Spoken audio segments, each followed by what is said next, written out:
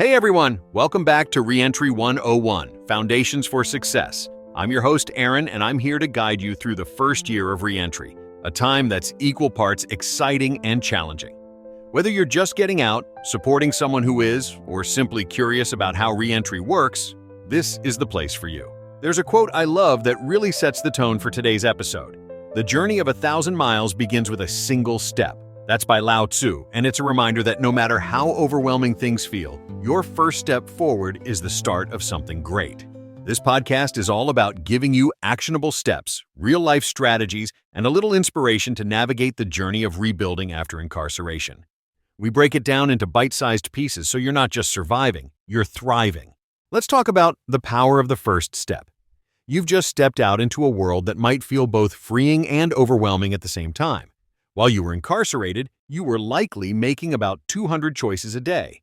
On the outside, that number shoots up to over 2,000 daily decisions. Think about it. Every building, no matter how big or strong, starts with its foundation. The same goes for your life after reentry. What you do today creates the groundwork for where you'll be a year from now. Now that we've talked about laying the foundation, let's get real about what happens when you hit those inevitable roadblocks. To really bring this to life, I've got someone here today who's walked this road and come out the other side. Meet Tony Williams, a mentor, entrepreneur, and someone who knows firsthand what it's like to navigate the rocky waters of reentry. Tony, thanks for being here. Can you share a bit about what those first 30 days looked like for you and how you handled the challenges? Thanks for having me, Aaron. Those first 30 days were tough. I struggled with rejection when I was job hunting, and there were days when I felt like giving up. But I learned that persistence is key. I started small, doing odd jobs, volunteering and networking.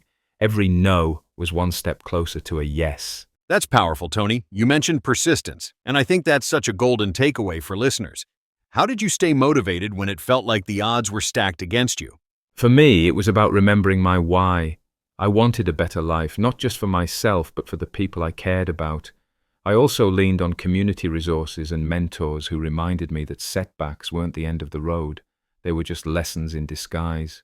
And that's a wrap for today's episode of Reentry 101.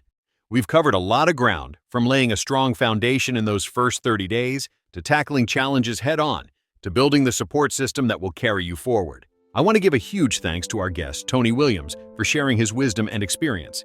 Tony, your story is a reminder that resilience and community can turn even the toughest situations into stepping stones. Thanks for having me, Aaron. And to everyone listening, remember, you're not alone in this. Keep going, one step at a time.